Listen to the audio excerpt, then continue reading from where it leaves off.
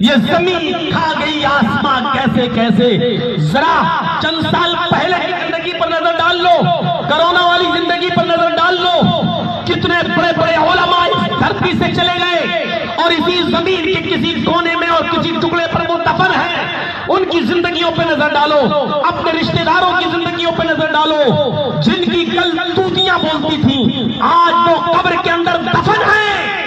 جاؤ دیکھو, آج ان کے لیے دعا کرنا پڑ رہا ہے. السلام علیکم یا اہل الدیار, السلام علیکم یا اہل القبور. جو کل ہم سے سلام کیا کرتے تھے آج ہمیں ان کے لیے سلامتی کی دعا کرنا پڑ رہی ہے. میرے بھائیوں, ہمارے اور آپ کے ساتھ بھی یہی حال ہونا ہے.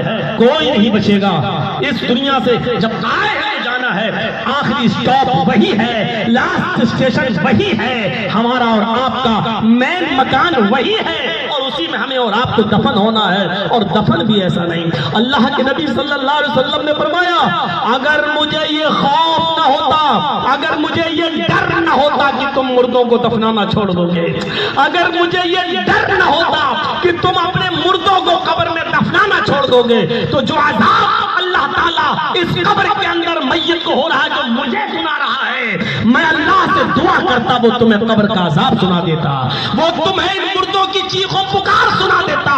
لیکن اگر میں دعا کر کے قبر کا عذاب تمہیں سنوا دوں, تمہیں دکھوا دوں, تو مجھے ڈر ہے اس بات کا کہ کل تم کہیں اپنے مردوں کو قبر میں دفن کرنا نہ چھوڑ دو, کہیں تم قبر میں اپنے مردوں کو لے جانا نہ چھوڑ دو. میرے بھائیو, یہ وہ حالات ہے جو اللہ کے نبی نے اپنی زبان سے بیان کیے ہیں. ہم سوچیں کہ اس قبر میں ہمیں اور آپ کو بھی جانا ہے, اس قبر کے اندر ہمیں اور آپ کو بھی جانا ہے.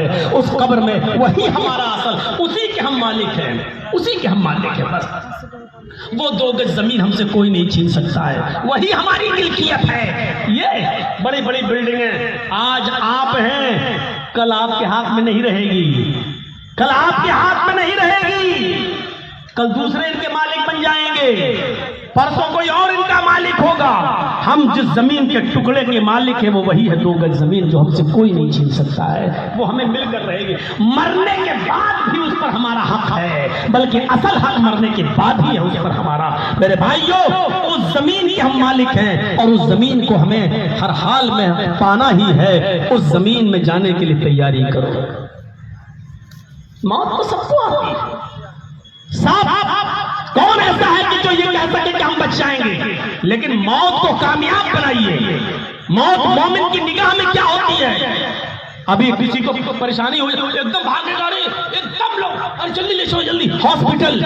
لیکن موت تو وہ ہے کہ مرنے